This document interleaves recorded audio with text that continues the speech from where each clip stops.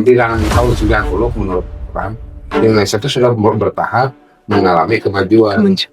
Maka sudah tidak layak lagi menurut Trump untuk dibantu. Nih, gara-gara Trump.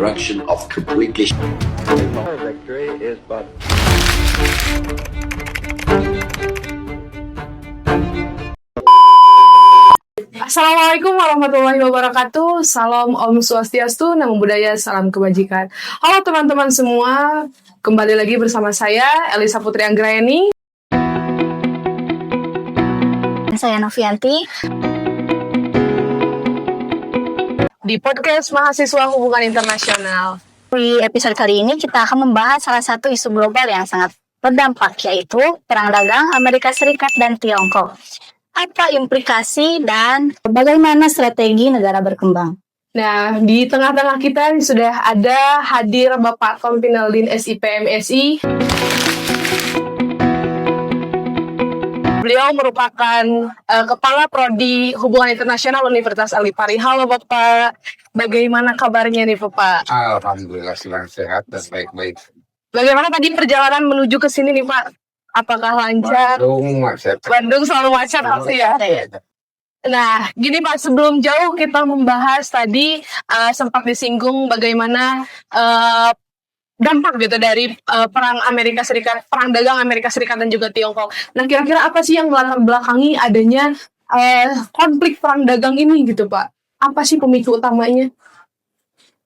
Ya, kita sebagai akademisi kita harus paham ya. Jadi di dalam hubungan internasional itu kita sudah dipelajari bahwa tidak ada satu negara pun yang mampu hidup sendiri.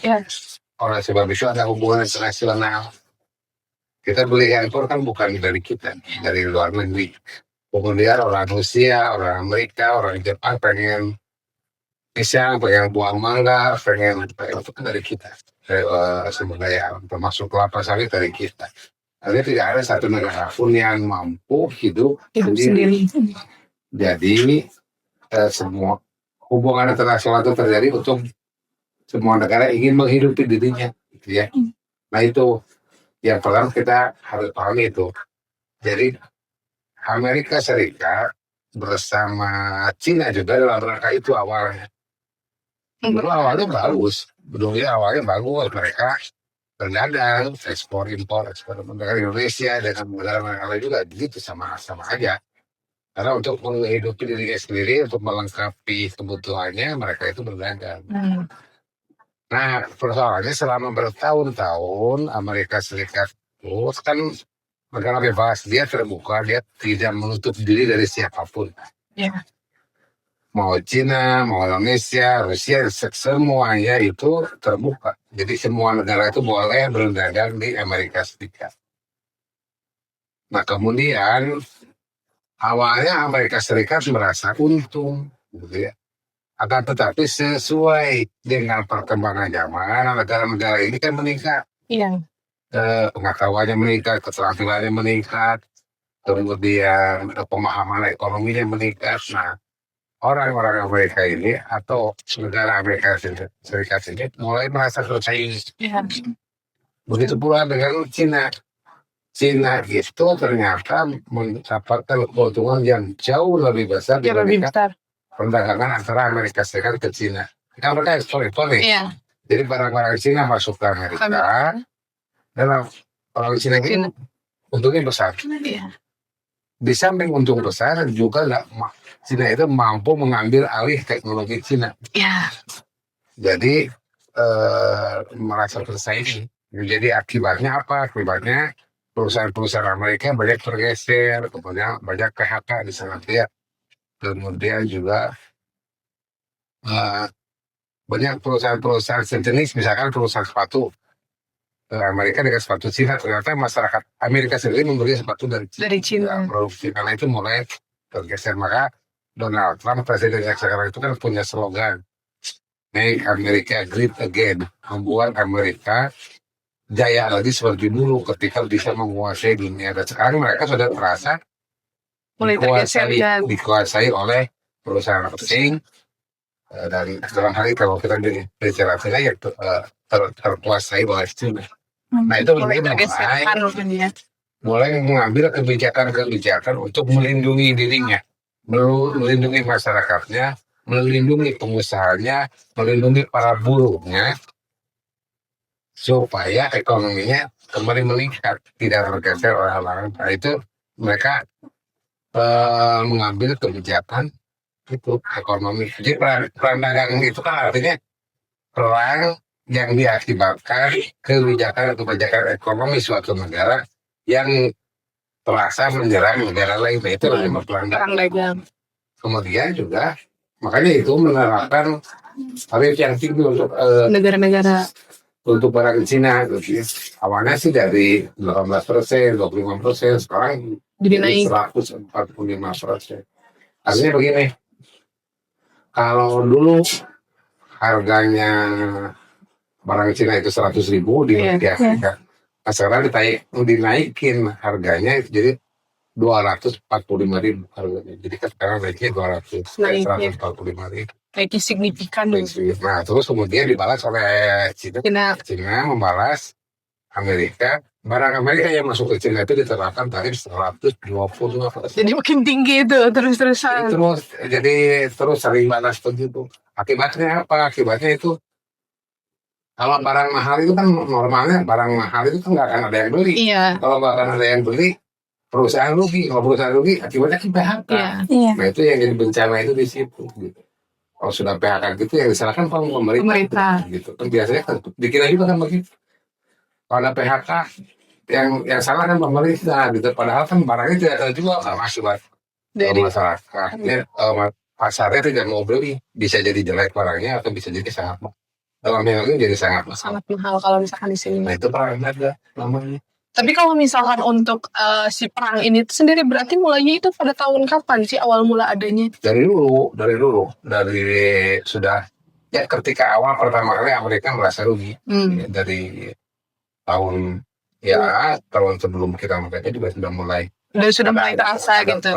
Cuma nggak gede kan dari 18%, 20%. Nah sekarang itu merasa terdesak sekali. Jadi Amerika itu merasa dilemahkan oleh perusahaan Cina. Dan Cina kalau sekarang itu malah semua negara Amerika Serikat itu berperang dengan semua negara, termasuk dengan Indonesia. Dan Indonesia itu kan berperang. Maka kalau Indonesia itu tidak saling berbalas seperti tidak seperti Cina. Kalau Cina kan balas tarif. Sampai sekarang belum selesai masalah. Jika kuatannya dari situ, jika kuat ekonomi lah kalau bahasa Yunani.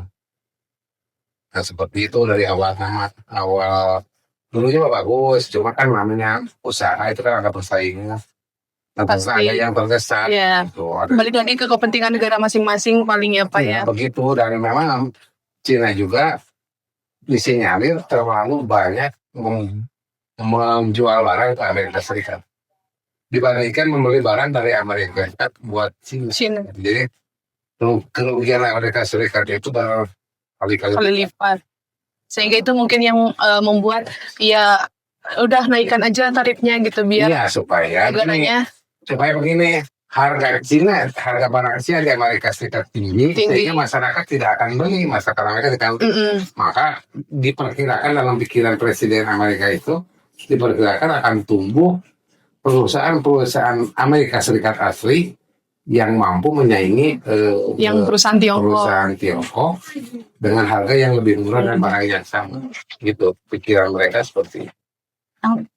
Kalau boleh tahu Pak, kalau dilihat dari si strategi gitu ya, seberapa besar sih pengaruh kebijakan proteksionisme Amerika Serikat terhadap struktur ekonomi global, terutama kan dalam masa pemerintah Trump waktu itu? Protek itu dalam melindungi, maksudnya mungkin yang dilindungi sama dia itu mungkin maksud protek itu melindungi perusahaan, melindungi pekerjanya, melindungi swasta Amerika Serikat. Karena kan dengan perkiranya kalau pekerjaan makmur, perusahaan makmur, kemudian para swasta atau investor Amerika itu makmur, maka akan membayar pajak yang lebih tinggi kepada negara. Sehingga negaranya juga bakal makmur. Kan begitu sederhana pikirannya. Nah seperti itu. Jadi protek itu juga itu plus minus. Itu ada beberapa yang mengatakan itu menguntungkan Amerika, tapi tidak banyak orang lagi, termasuk orang Amerika Serikat sendiri, itu bakal merugikan Amerika Serikat.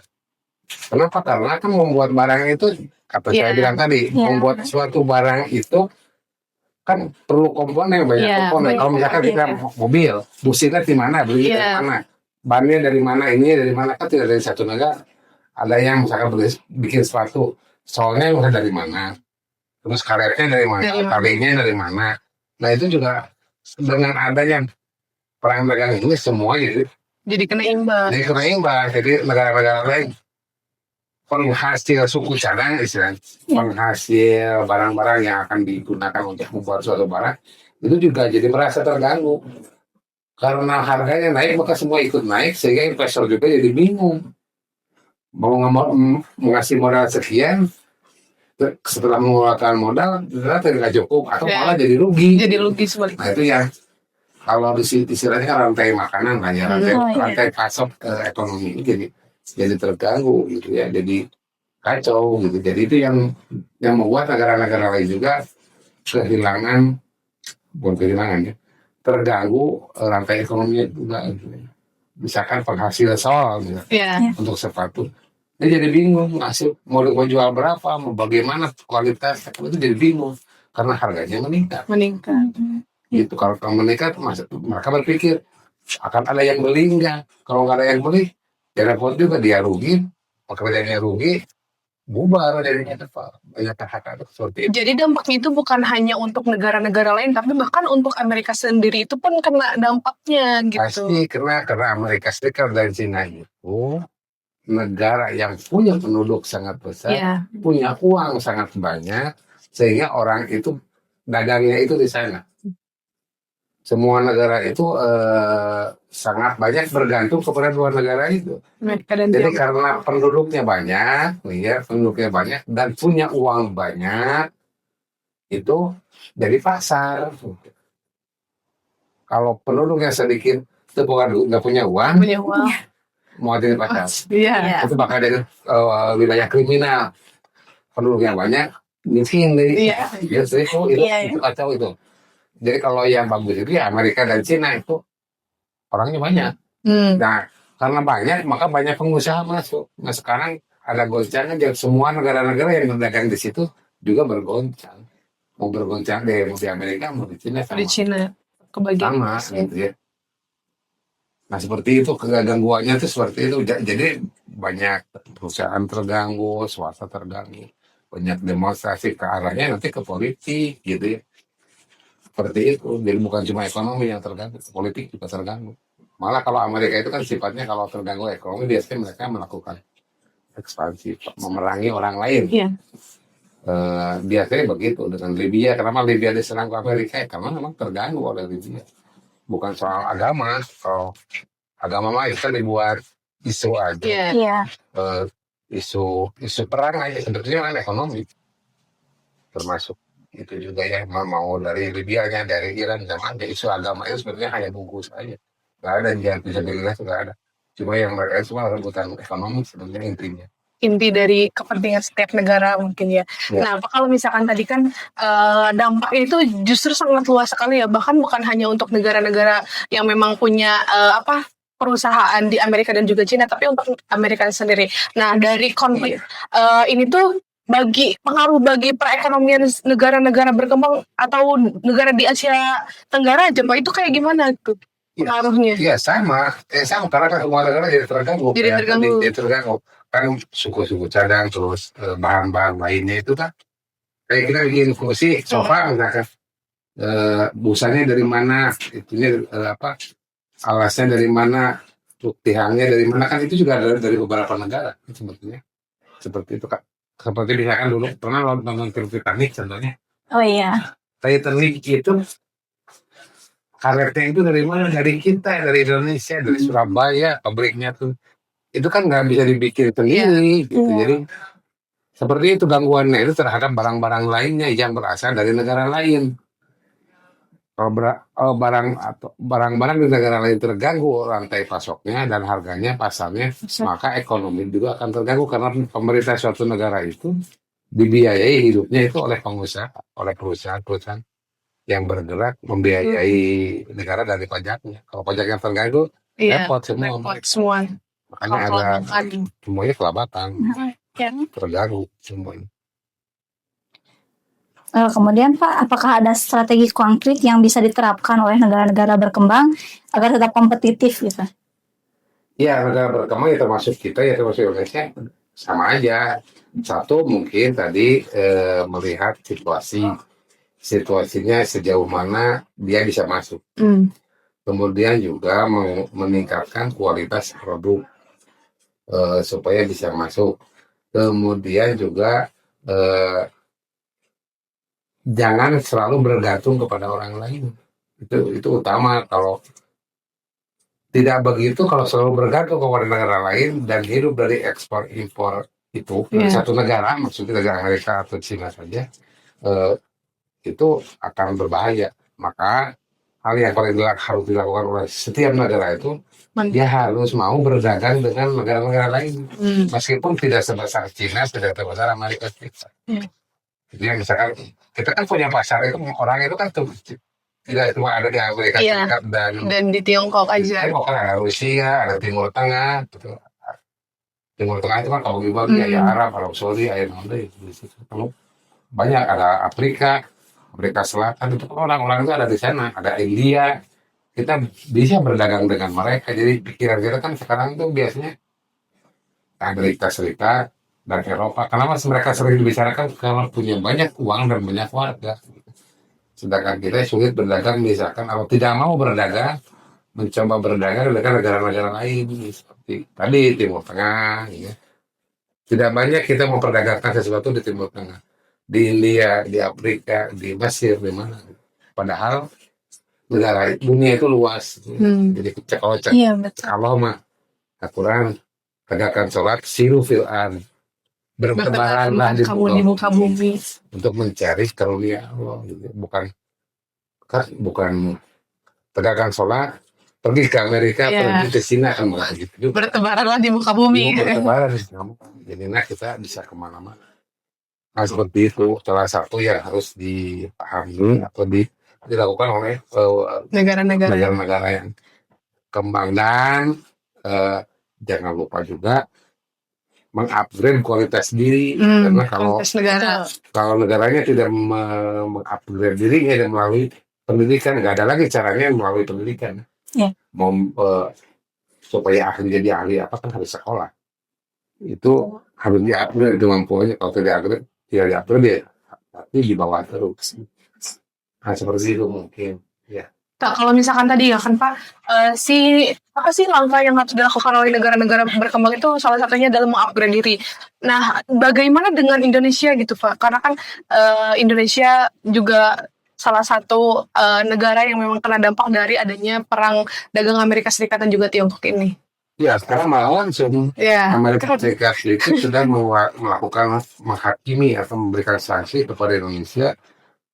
Awalnya itu 32%. Jadi dulu tuh 0 sampai dulu tuh beda-beda. Ada barang yang masuk ke Amerika Serikat itu ada yang 0%, 5% sampai 10%, 7, 10.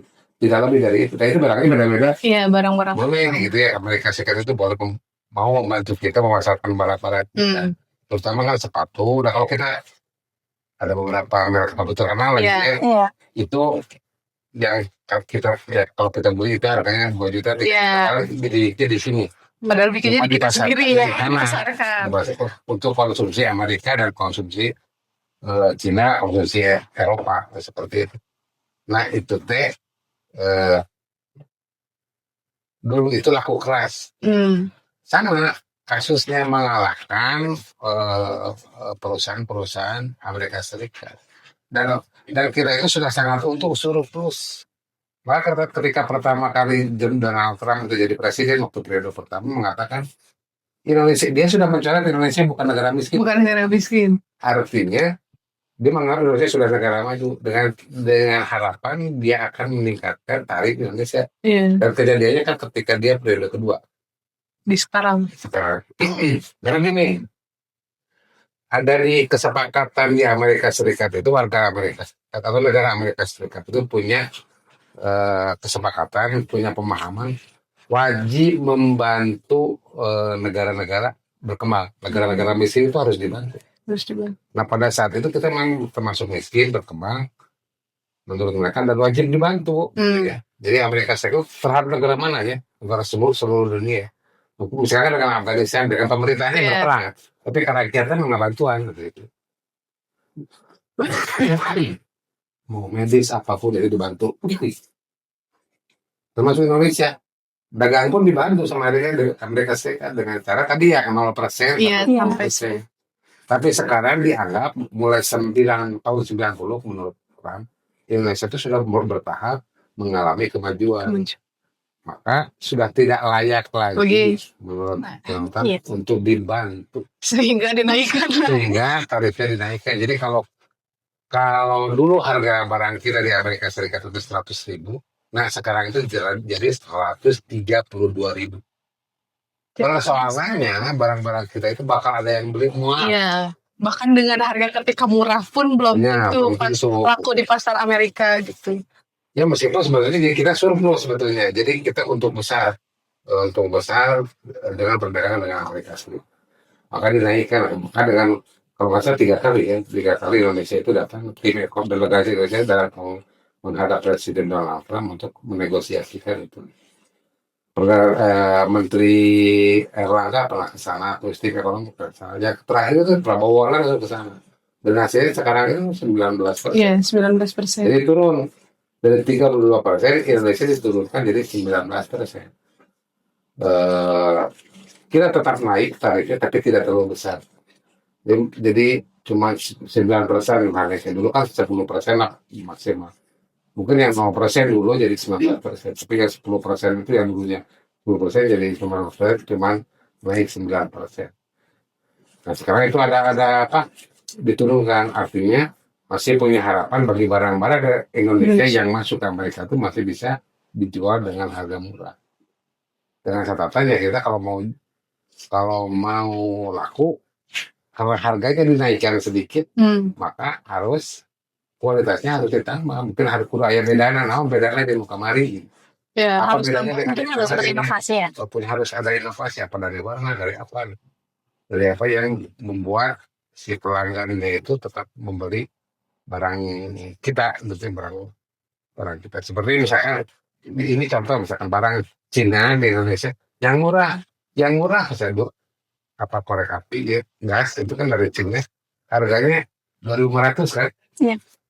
Nah kalau dinaikkan jadi 3.000 misalkan kita masih beli itu kan, mau nggak akan pindah ke Zippo, nggak akan karena Zippo itu harganya 70.000 yang nah seperti itulah harus ada inovasi dari kita ini. Kemudian juga kita dikasih syarat. Satu syaratnya kita harus beli pesawat Boeing 777 sebanyak 50 unit ya. Dan itu dimanfaatkan oleh Presiden itu untuk memperbesar maskapai dia, Garuda Indonesian Airways. Kemudian juga barang-barang Amerika Serikat itu kita bentuknya 0%. Jadi boleh mau beli masukin apapun ke kita ke Indonesia dengan 0%. Jadi harganya harga asli Amerika. Iya. Kita tidak boleh menaikkan harga. Nah seperti ada beberapa hal yang memang harus dipahamkan gitu oleh kita. Jadi ada syarat-syarat tertentu, tapi kita itu masih beruntung, masih bisa bergerak, masih bisa usaha dengan 19% itu masih bisa berjalan. Jadi kekhawatiran Presiden kita kenapa mau menerima itu? Karena kalau ngotot-ngototan, tetap itu pabrik-pabrik yang di Indonesia bakal bangkrut. Bangkrut karena nggak bisa punya pasar lagi. Kalau nggak bisa punya pasar lagi, barang yang nggak bisa dibeli, ya pengusahanya rugi, karyawannya di PHK. Nah itu bahayanya itu seperti itu, gitu ya. Jadi keuntungan bagi negara Indonesia sendiri yang pada akhirnya ya tadi negosiasi tentang tarif impor itu berarti ya sebenarnya Indonesia itu beruntung gitu ya, karena ya kalau misalkan tetap Indonesia kekeh gitu pengen di angka sedikit gitu, nanti berimbasnya berarti ke perusahaan-perusahaan yang produksi di Indonesia gitu, yang pada akhirnya dijual di pasar Amerika Serikat dan juga Tiongkok gitu, pasti imbasnya kena situ. Iya, ya seperti itu. Kemudian juga sebenarnya ada keuntungan Indonesia itu Indonesia harus jadi tidak boleh lagi berleha-leha dan harus meningkatkan pasar, bukan cuma ke Amerika, tapi juga harus ke India, harus ke Kemana gitu? Afrika, harus ke Mesir. Nah, kemarin juga saya dengan Bu Dekan itu kan pernah diundang ketemu sama duta besar Afrika kalau nggak salah. Itu ternyata kita itu diminati di sana. Mereka itu bikin jalan tol itu dari kita. Bina Marga kita itu bikin jalan tol di sana. Terus barang-barang kita juga masuk ke sana. Infrastruktur itu kita yang bikin gitu ya. Karena kita tuh sebenarnya bisa masuk ke wilayah-wilayah seperti itu gitu. Karena kan daripada kita memaksakan diri berdagang di tempat yang kaya tapi nggak masuk, ya udah kita coba di situ itu di barang-barang seperti itu harus mendorong kita untuk berinovasi. Jadi kita bisa berpikir bisa punya pasar Amerika, kita punya barangnya. Untuk orang Eropa, punya barangnya. Punya untuk dagang sepatu di Afrika misalkan, punya barangnya. Jadi di mana-mana kita punya kelas masing-masing. Ya tentunya nggak sama kan. Kita bikin baju, sepatu buat orang Amerika dengan buat orang Mesir itu pasti beda harga dan kualitasnya pasti beda. Tapi kita bisa ada kesempatan untuk mendorong diri kita untuk mampu harus lebih cerdas, bergerak daripada diam terus dan seperti itu.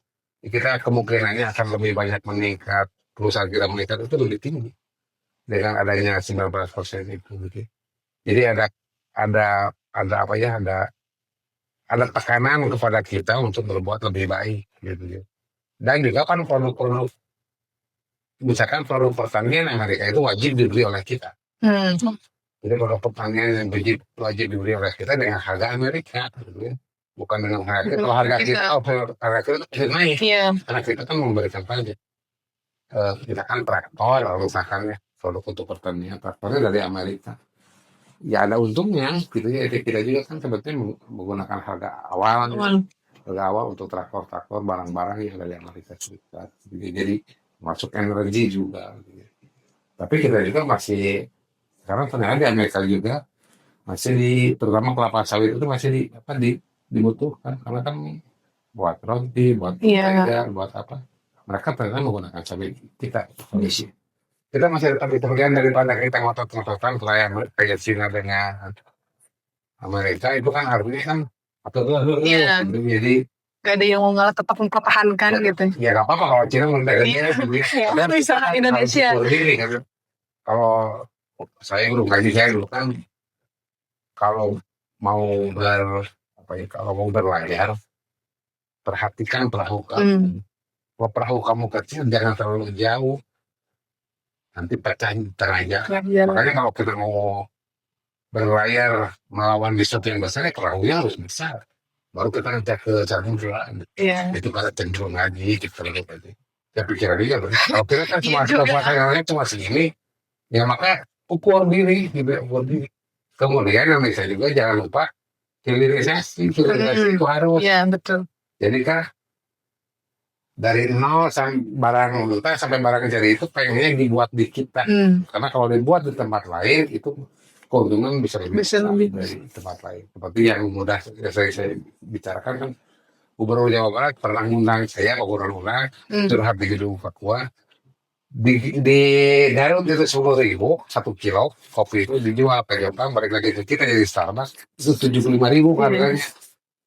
Per gelas ini. Bukan per kilo lagi kopinya, per gelas. Yang murah ini kayak 2 minggu kemarin beli di Starbucks itu padahal yang di stasiun Bus 63.000 1 gelas. Dari Eropa sih mau itu karena dijual di sana, diproduksinya di sana. Makanya kalau hilirisasi itu kan kopinya itu ada di kita, diproduksi sama kita di kalau dijual keluar mahal, kita kan bisa lebih. Belum lagi kita punya banyak tenaga kerja terserap. termasuk yang kemarin yang menjadi ceritakan gitu ya.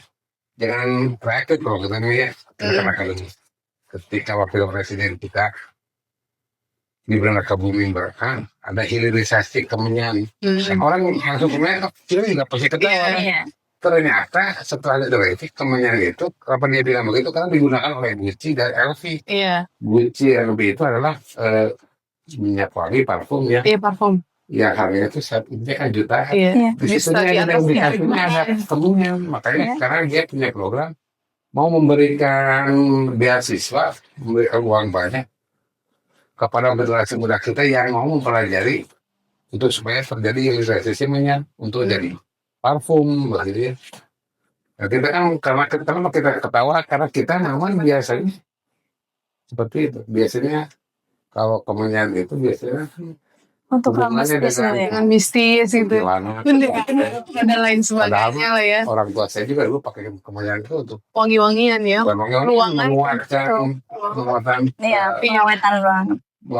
tadi ya itu apa namanya tiang-tiang rumah gitu. Makanya dia pakai kemenyan itu nggak pernah dimakan lain. Iya kan pakai kayu ya zaman dulu itu. Nggak pernah dimakan lain. Kita nggak pernah dipikirkan dipikirkan apa juri Iya. bisnis logo pocong Seserahan kayak gitu. serahan kayak gitu saja kita nggak pernah berpikir. Makanya kalau kita kan ketika dia bilang temennya cucilah lah lawakan jangan dulu meledeng jangan dulu tahu mendukung Tapi lihat apa sih maksudnya gitu. kalau maksudnya jelek baru kita maksudnya bagus ya Kenapa tidak didukung gitu. kalau selalu dipikirkan lah Iya. kita lagi Ini Pak, kalau misalkan tadi kan strategi yang harus dilakukan oleh negara-negara berkembang kan salah satunya adalah menaikkan upgrade si negaranya tersebut ya, salah satunya ya mungkin dengan regulasi dari pemerintahannya itu sendiri agar bisa ya tadi bersaing dengan negara-negara yang memang cukup besar. Nah kalau misalkan sekarang kan Bapak itu kan sekarang tuh sebagai akademisi ya Pak ya. Nah pastinya kan punya pandangan tersendiri yang cukup panjang luas dan visioner gitu Pak. Nah yang Bapak lihat kira-kira bagaimana ke depannya gitu hubungan antara Amerika Serikat dan juga Tiongkok dari ya akibat perang dagang ini gitu. Kalau hubungan Amerika Serikat dan Tiongkok masih akan panjang terus seterusnya karena memang sudah masuk ke itu bukan cuma masyarakatnya aja kalau kita di medsos sih cari ngadek itu kan masyarakat. Kalau di Amerika Serikat versus Tiongkok ya mas orang negara seperti pelarangan TikTok kan menghina TikTok ini luar biasa artinya nyinyir gitu kalau kita jadi nyinyir kan bukan pidana tapi masyarakat haters netizen gitu ya kalau sana kan presiden ya TikTok gitu kalau di peleseran sama presiden itu loh TikTok kemudian juga ada beberapa disebutnya China itu adalah pencuri ilmu pengetahuan. Karena mereka juga punya kerugian Amerika Serikat itu kenapa tidak mau lagi memasukkan barang-barang elektronik ke China karena China itu memang harus diakui dia pandai mereka itu pandai berinovasi ya pandai meniru barang-barang yang lain gitu meskipun kualitasnya jelek tapi dia bisa itu kan misalkan sepatu misalkan motor dulu kan ada sebetulnya zaman saya sebutnya motor Cina itu kan belajar dari negara lain mocin itu cuman kalau kita beli rugi nanti cuma ngebulan itu sudah rusak padahal itu baru tapi mereka dari inovasi dari barang dari motor meniru pesawat tempur meniru motor lain meniru barang elektronik lain dengan harga yang jauh lebih murah. Coba lihat aja kan barang-barang di Indonesia itu tidak ada satu rumah pun yang tidak menggunakan barang Cina. Betul. Di Indonesia. Minimal kayak tadi saya bilang korek api itu barang Cina. Iya.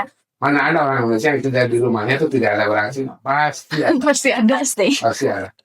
Karena harganya lebih murah. Dan itu yang jadi kegusaran Donald Trump mereka itu orang Cina itu sebutnya apa ya, pencuri ilmu pengetahuan. Jadi dia mencuri ilmunya, merakit sendiri tanpa membayar hak intelektual, hak cipta, dan ternyata berhasil. Itu di negara Amerika Serikat juga.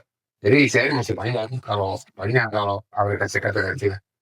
Nah kalau kita bagaimana, karena kita punya politik bebas dan aksi, kita itu tidak boleh secara politik. Kita itu tidak boleh pro dan tidak boleh memusuhi Amerika Serikat maupun China. Kita itu harus bersahabat dengan mereka dan berdagang dengan mereka dengan cara saling menguntungkan. Nah, itu kita itu harus punya pemimpin yang punya pikiran mendunia, punya pikiran yang apa ya, yang itu ya, yang paham hubungan internasional, gitu ya. Karena mau tidak mau, kalau tidak paham ya bagaimana mau berhubungan di Indonesia itu ya. Tadi kan seperti kita seperti prinsip politik luar negeri.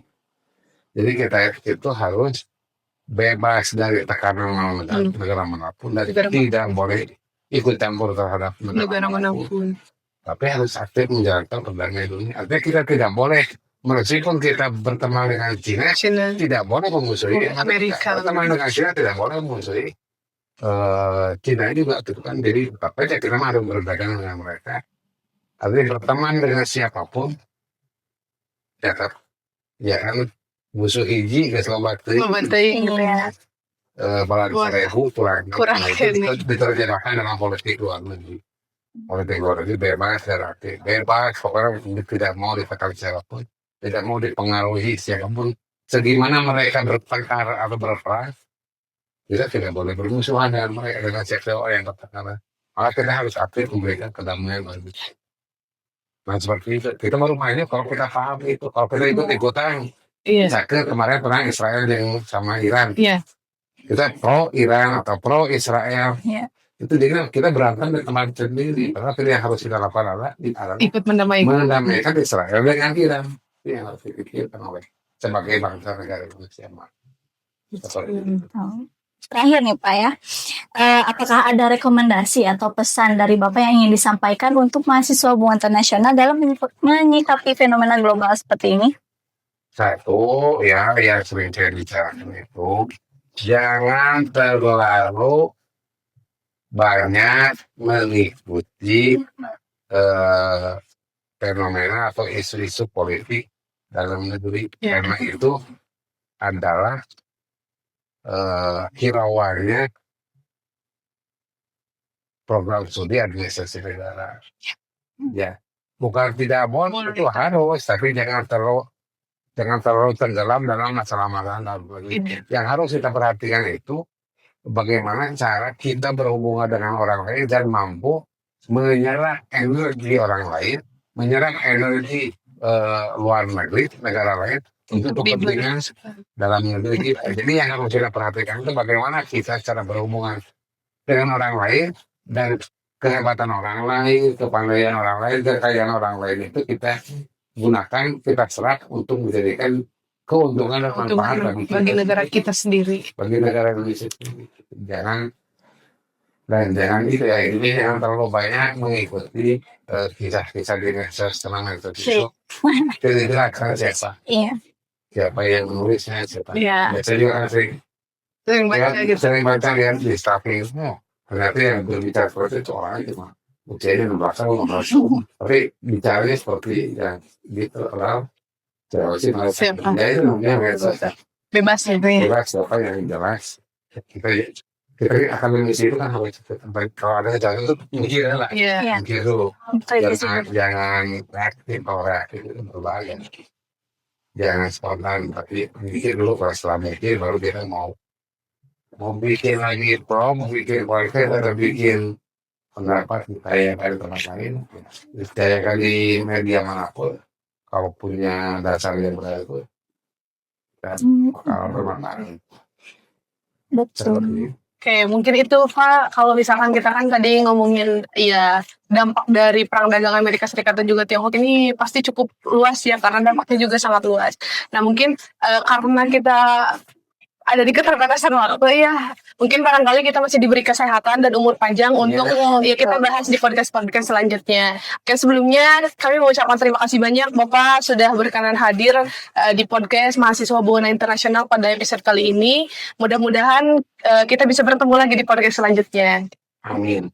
Ya, dan untuk teman-teman pendengar, semoga diskusi ini menjadi bertambah pengetahuan untuk kita semua tentang dinamika global dan bagaimana negara-negara berkembang harus bersikap. Oke, sampai jumpa di podcast berikutnya. Di podcast Mahasiswa Hubungan Internasional, jangan lupa like, subscribe, dan komen. Dadah!